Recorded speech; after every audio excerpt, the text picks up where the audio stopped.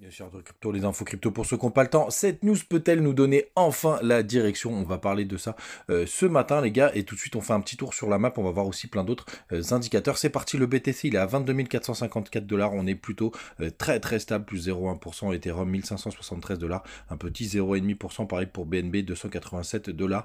Performance du côté d'XRP qui prend un petit 2%. EKB qui retrace de 1,7%. On a Matic qui est un peu plus en forme, 2%. On a aussi Shiba qui prend un petit 1%. Vax 2,6%. Mais rien de très folichon dans ce top ce matin. Du côté, les gars, du daily, on est toujours dans notre zone intéressante, vous le savez. On est en train de suivre parfaitement mon petit canal de support. Il faut évidemment que ça ne se transforme pas en bear flag, c'est-à-dire qu'on a un cours qui monte pour rechuter derrière. Je suis de très très près ce canal, les gars.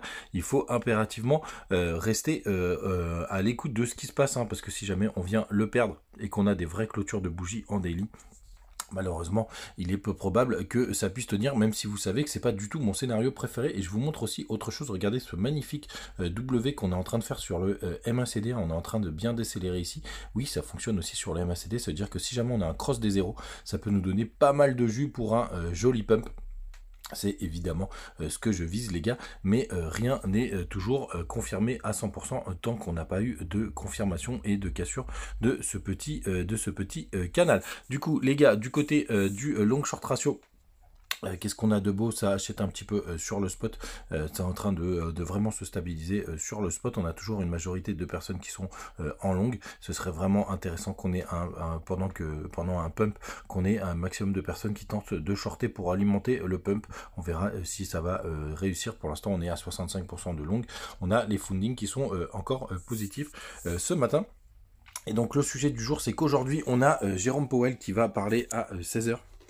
Donc restez vraiment aware avec tout ce qu'il va nous raconter ce petit coquin, puisqu'aujourd'hui c'est lui qui fait la pluie et le beau temps sur les marchés. Donc ce qu'il va dire, ça va avoir un impact sur le dollar, sur le SP500 et évidemment par effet ricochet sur le BTC. Donc les gars, c'est aujourd'hui potentiellement qu'on pourrait avoir une direction ou alors au démarrage plutôt une chasse au stop. Donc si on a une chasse au stop, ça veut dire qu'on va aller chercher au-dessus normalement des 22 600 $, ou sinon un peu plus bas en dessous des 21 989 $. Si jamais on a une chasse au stop en dessous de ces plus bas et que c'est juste une mèche, ça peut être un excellent moment pour rentrer. Mais bien évidemment, les gars, on est pendu à ce qui va bien pouvoir nous raconter celui-là. Du côté des alts, ça fait un moment que je voulais pas montrer, mais je voulais vous le remontrer. On est repassé sous la zone des 25, donc pas aujourd'hui, hein, mais c'était hier. On est repassé sous la zone des 25, qui sont en général une bonne zone de rebond pour les altcoins. On a connu une toute petite alt season là entre, on va dire, le 1er février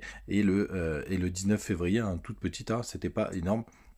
On savait qu'on pouvait être stoppé, hein, ça arrivait plusieurs fois par le passé, mais normalement, si tout va bien, c'est un des bons moments pour repasser du côté des altcoins.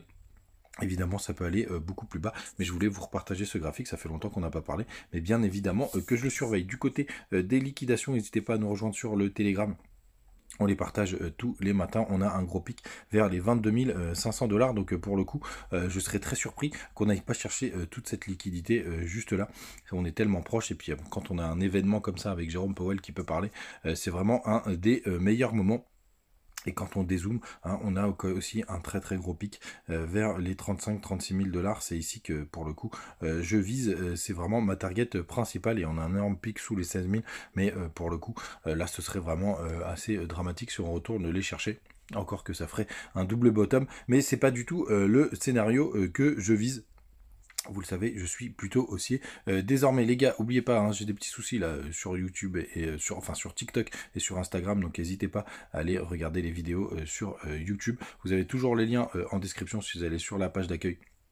Vous allez avoir tous les liens, les bonus du côté de BitGet et Fairdesk. N'hésitez pas à en profiter. Et vous les avez aussi du côté de YouTube en commentaire. Je vous montre le petit 1 heure parce que c'est vrai que je voulais vous en parler.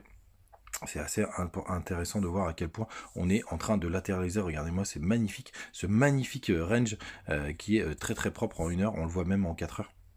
Donc on a les bandes de Bollinger qui sont ultra resserrées, c'est pour ça les gars qu'on n'est pas très loin d'avoir une résolution qui, je pense pour ma part, a plus de chances d'être haussière. Je vous l'ai dit, hein, ça fait quelques jours que je vous le dis, mais bien évidemment, je ne suis pas Nostradamus. Si vous cherchez ça les gars, il faut aller voir une voyante. Passez une très bonne journée, on se retrouve ce soir. Je voudrais vous montrer une petite chose, une petite vidéo. Donc je ferai un petit truc ce soir, passez une très bonne journée et à tout à l'heure.